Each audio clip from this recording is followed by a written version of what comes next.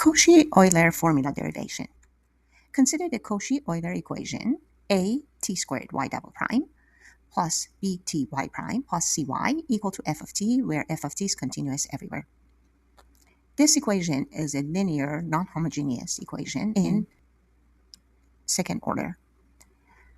Notice that the coefficients are non-constant. First question we ask is, for what intervals of t does the existence and uniqueness theorem guarantee a unique solution? We have to start with rewriting the equation in standard form by dividing by the coefficient of y double prime, which is a t squared. So we end up with y double prime plus b over a times 1 over t y prime plus c over a 1 over t squared y equal to f of t over a t squared. The coefficients p of t equal to b over a times 1 over t and q of t equal to c over a 1 over t squared are continuous on interval negative infinity to 0 or 0 to infinity. We have to exclude t equal to 0. Therefore, by the existence and uniqueness theorem, a unique solution is guaranteed on only one of the intervals, negative infinity and 0 or 0 and infinity. For a little while, for the first method, we're going to use the 0 and infinity. And then when we start with the second method of formula derivation, we give a more general, better way of finding the solution. This is the first method. Part B, we guess that a solution to the corresponding homogeneous equation is y1 equal to t to power r when domain is t bigger than 0. What are the values of r? So we know that the homogeneous equation is a t squared y double prime plus b t y prime plus cy equal to 0.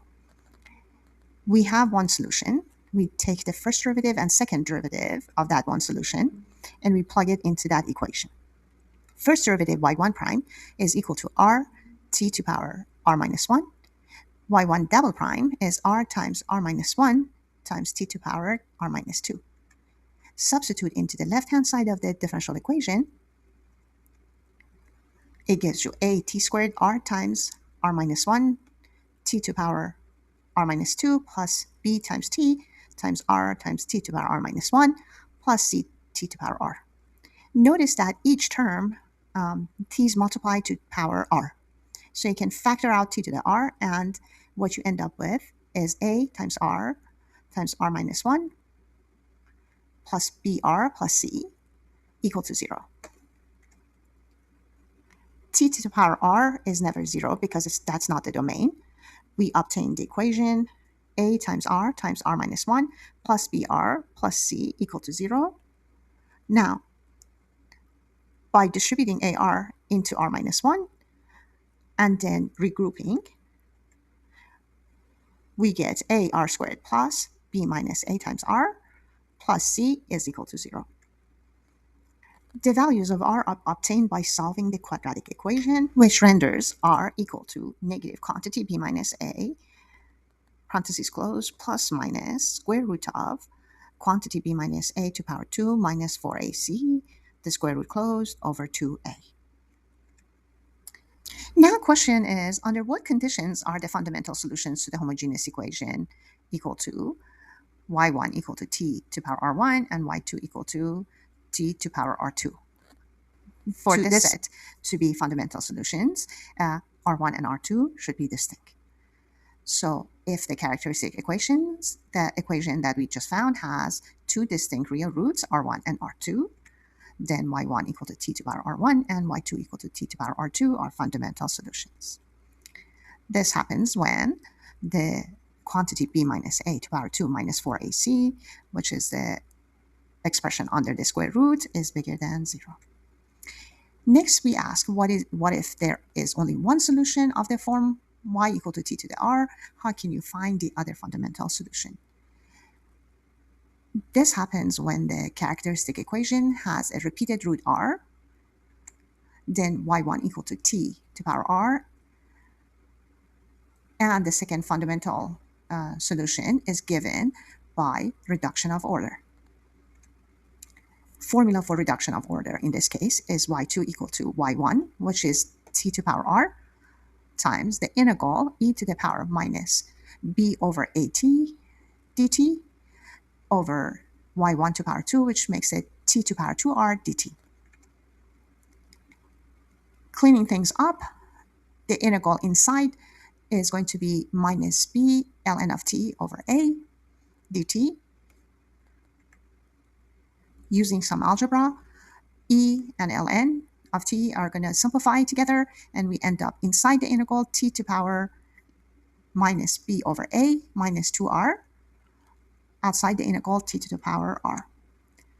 Remember, this condition happens when under the square root is 0. That is, parentheses b minus a, close parentheses, to the power 2 minus 4ac is equal to 0. R is going to be equal to minus quantity b minus a over quantity 2a, because the square root in the quadratic formula is going to be 0. Then, by multiplying both sides by a 2, you get a 2r on this side, and distributing the negative sign into here, you get negative b over a plus a over a, which is 1. So negative b over a minus 2r is equal to negative 1. That means that the exponent in here, in the inside the integral, is going to be negative 1. That is 1 over t, and integral of 1 over t is natural log of t. Therefore, we end up with y2 being t to the power r ln of r. Last, what about the case when the solution involves sine and cosine functions? If the characteristic equation has complex roots, r equal to alpha plus beta y, then the fundamental solutions are y1 equal to t to the power alpha cosine of beta ln of t, and y2 equal to t to the alpha sine of beta ln of t. This happens when the quantity b minus a to the power 2 minus 4ac is less than 0. The intuition is that in the Cauchy Euler method, we replace t in the formulas for constant coefficient equations with ln of t. But why? So I want to present an alternative method of formula derivation for Cauchy Euler ODEs. The previous method is intuitive at first, but it becomes computationally heavy and less intuitive as we proceed. Another approach is to change the independent variable directly by letting v equal to ln of absolute value of t. The other part that I want to discuss is this absolute value of t can be dealt with in this formula derivation method much better than the previous one. And that lets us pick either domain negative infinity and 0 or 0 and infinity. The standard form of a homogeneous Cauchy Euler ODE is y double prime plus p over t y prime plus q over t squared y equal to 0, where p and q are constants. The coefficients are discontinuous at t equal to 0, so we restrict the solution to either t bigger than 0 or t less than 0. So, again, choose the independent variable v equal to natural log of absolute value of t. Here, y is viewed as a function of v. That is, y is equal to y of v of t. By chain rule, dy dt is going to be dy dv times dv dt, but dy dv is the derivative we want because we're switching our independent variable. And dv dt we can find easily from this relation is going to be 1 over t. Let's take this second. Differentiating again gives us the second derivative of y with respect to t is equal to negative 1 over t squared. This is by product rule, by the way. So the derivative of 1 over t is negative 1 over t squared times the derivative of y with respect to v plus 1 over t times the derivative of dy dv with respect to t, which is going to be derivative with respect to v of dy dv times derivative of v with respect to t, which is 1 over t.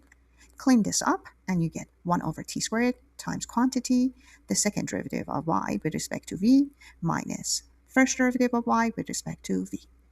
Now, plug it back into the Cauchy Euler equation, and it gives you 1 over t squared times quantity, the second derivative of y with respect to v, plus p minus 1, the first derivative of y with respect to v, plus qy.